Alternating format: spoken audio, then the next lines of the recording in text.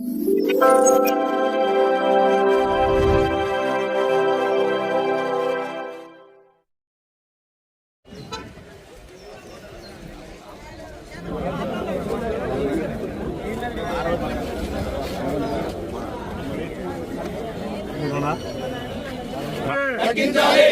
Petrol diesel ధరలు వెంటనే నమ్మద్దు చంద్రబాబును, నమ్మద్దు చంద్రబాబును. డీజిల్ వెంటనే పెంచిన పెట్రోల్ డీజిల్ ధరలు వెంటనే పెంచిన పెట్రోల్ డీజిల్ ధరలు వెంటనే పెంచిన పెట్రోల్ డీజిల్ ధరలు వెంటనే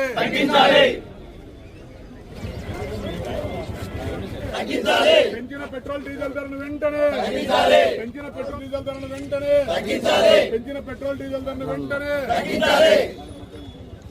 తగ్గించాలి పెట్రోల్ డీజిల్ ధరలు వెంటనే తగ్గించాలి పెట్రోల్ డీజిల్ ధరలు వెంటనే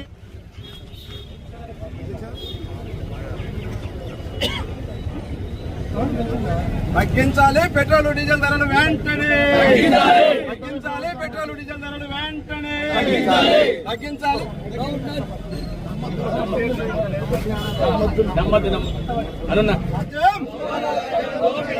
ఇదేమి రాజ్యం ఇదేమి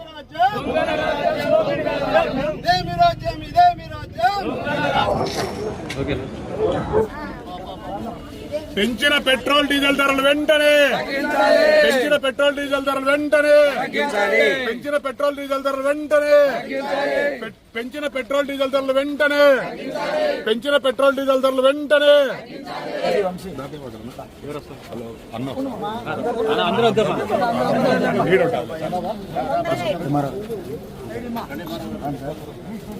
ఖర్చులు పెరుగుతాయి, పెట్రోల్ డీజిల్ పెరిగితే ఏదైనా కేంద్ర ప్రభుత్వం ద్వారా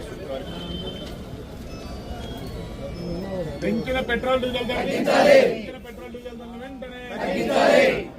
కూటమి ప్రభుత్వం ఏర్పడి 2 సంవత్సరాలైంది. 2 సంవత్సరాల కంటే ముందు ఈ 3 పార్టీల కలయిక జరిగే సందర్భంలో రాష్ట్ర ప్రజలకు వెళ్ళి చెప్పిన మాటలు ఒకటి, పరిపాలన గెలిచిన తర్వాత చేస్తూ ఉండేది ఒకటి. చెప్పిన మాటలకు ఇప్పుడు చేస్తూ ఉండే పరిపాలనకు ఏమాత్రం పొంతన లేదు. చంద్రబాబు నాయుడు గారి వైఖరి రాష్ట్ర ప్రజలనే గమనించమని అడుగుతా ఉన్నాం. మేము ఒకసారి కేవలం మేము ప్రతిపక్షంలో ఉన్నాం కాబట్టి చంద్రబాబు నాయుడు ప్రభుత్వం మీద దురద కలిగి మేము వచ్చి నిరసన చేస్తూ ఉన్నామా, లేకుంటే ఈ రాష్ట్ర ప్రజలకు వారిచ్చిన హామీలను నెరవేర్చకుండా తీవ్రమైనటువంటి అసౌకర్యాన్ని, బ్రతుకు భారాన్ని కల్పిస్తూ ఉంటే ప్రజల కోసం వచ్చి మేము ఈ పోరాటం చేస్తున్నామా అనే సత్యాన్ని ప్రజలు గమనించాలని విజ్ఞప్తి చేస్తూ ఉన్నాను. మేము 11 సీట్లకే పరిమితమైనప్పటికీ 5 సంవత్సరాల కాలంలో ఎన్నో సంక్షేమ కార్యక్రమాలను ప్రజలకు అందించి ఎంతో అభివృద్ధిని మా నియోజకవర్గాలలో చేసి దోపిడీకి అవినీతికి పాల్పడకుండా మేము నిజాయితీగా జగన్మోహన్ రెడ్డి గారి నాయకత్వంలో రాజకీయ జీవితాన్ని గడిపి అయినప్పటికీ కూడా మేము అందరం ఓడిపోయినాం. వాస్తవానికి మాకు తెలుసు, మా అంతరాత్మకు తెలుసు, మేము ఓడిపోవాల్సిన వాళ్ళం కాదు. మేము ప్రజలకు మా పార్టీ మేలు చేసింది, మేము మేలు చేసినాం, అయినా ఓడిపోయినాం. మరి మేము ఓటమి చెందడానికి కారణం రాష్ట్ర వ్యాప్తంగా మా అందరి అభిప్రాయం ఒక్కటే, ఈవీఎం మిషన్ల ద్వారా మేము ఓటమి చెందిండాలా, లేకపోతే చంద్రబాబు నాయుడు చెప్పిన అబద్ధాల వలన మేము ఓడిండాలా. మరి చంద్రబాబు నాయుడు చెప్పిన ఆనాటి మాటలే ఈరోజు మేము ప్రస్తావిస్తున్నాము, ప్రశ్నిస్తున్నాము. అయ్యా కరెంటు బిల్లులు పెంచనంటివి, పెంచినావే, పెంచొద్దు, ప్రజలకు భారము అంటున్నాం. పెట్రోలు డీజిల్ పెంచను, కర్ణాటకలో ఏముంది ఆడెంత ఉందని చెప్పి లోకేష్ బాబు చతురులు పన్నారు కదా, చలోక్తులు విసిరినాడు కదా ఆనాడు.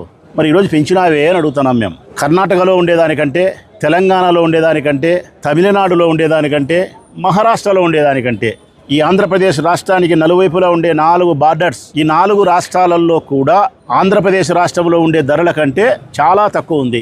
మరి డీజిల్ పెట్రోల్ ధరలు పెంచనని చెప్పి ఇంత ధరలు పెంచితే భారం కాదా ప్రజలకు?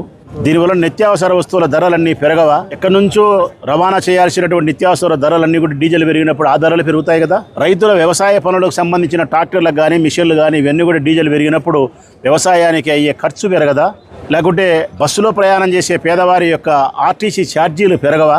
లేకుంటే ఆటో ప్రయాణం చేసే వాళ్లకు, క్యాబులోను, ట్యాక్సీలలోను, లారీలలో ప్రయాణం చేసే వాళ్లకు పెరగవా ఖర్చులు?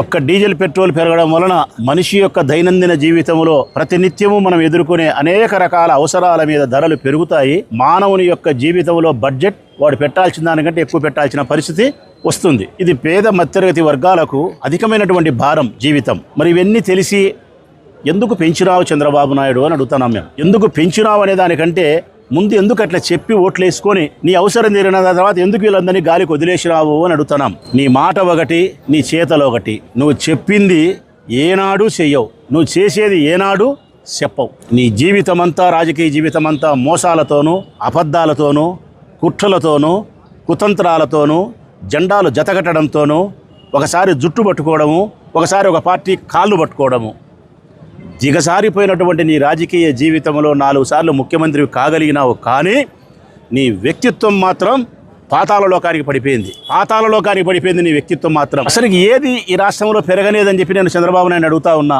ఏది పెరగలే? కరెంటు బిల్లులు పెరగలేదా? నిత్యావసర వస్తువుల ధరలు పెరగలేదా? డీజిల్ పెట్రోల్ ధరలు పెరగలేదా? చెప్పండి ఒకసారి మీరే. ఏవి పెరగలే? అవినీతి పెరగలేదా? దోపిడీ పెరగలేదా? హింస పెరగలేదా? స్త్రీలపై మానభంగాలు, హత్యలు పెరగలేదా?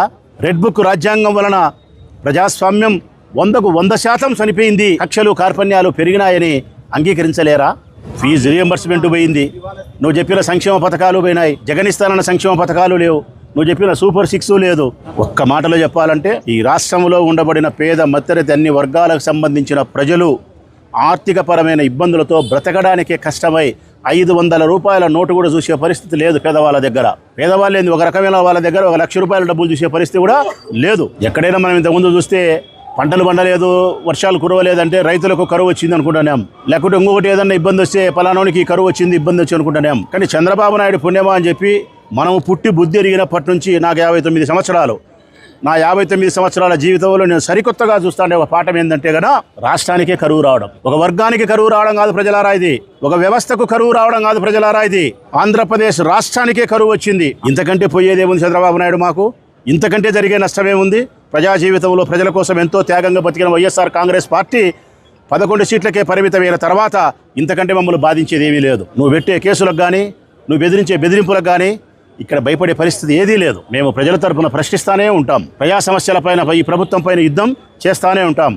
వైఎస్ఆర్ కాంగ్రెస్ పార్టీకి సంబంధించిన ప్రతి కార్యకర్త మేమేంది, పురుషులమేంది, మా చెల్లెళ్ళు వచ్చినారు, గృహాలకే పరిమితమై వారి భర్త, పిల్లలు, మామ, అత్త, వాళ్ళ కుటుంబాన్ని సరి చేసుకొని ఇంట్లో ఉండాల్సిన ఈ చెల్లెళ్ళే, వైఎస్ఆర్ కాంగ్రెస్ పార్టీకి సంబంధించిన మా చెల్లెళ్ళే రోడ్డెక్కి యుద్ధం చేస్తున్నారు. సమాజ హితం కోసం, సమాజంలోని బడుగు బలహీన వర్గాల కోసం, పేదవారి కోసం, పట్టిన వైఎస్ఆర్ కాంగ్రెస్ పార్టీ జెండా కోసం, న్యాయం కోసం. మేము కొట్లాడేదేముంది? ఇంకా రోజు రోజుకు ఇంతకంటే ఎక్కువైతుంది నీ మీద యుద్ధం. రోజు రోజుకు ఇంతకంటే నిరసన ఎక్కువైతుంది రాష్ట్ర ప్రజలకు నీ ప్రభుత్వం పైన, కూటమి ప్రభుత్వం పైన.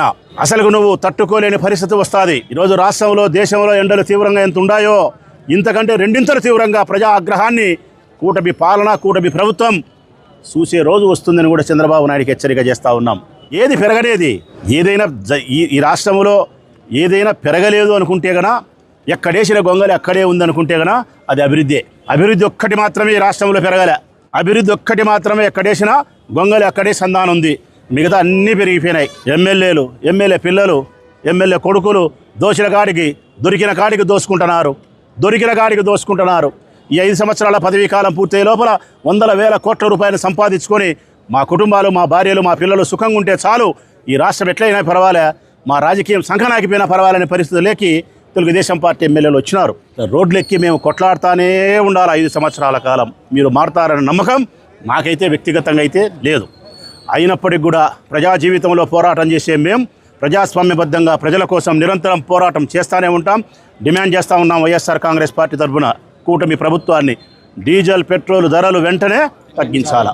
మీ వివాహాది శుభకార్యములకు, పుట్టిన రోజులకు, మీటింగులకు అత్యాధునిక సదుపాయాలతో ప్రొద్దుటూరు వాసవి సర్కిల్ వద్ద నుంచి అతి సమీపాన మీకు అందుబాటు ధరలలో happy banquet AC function hall మీకు స్వాగతం పలుకుతుంది.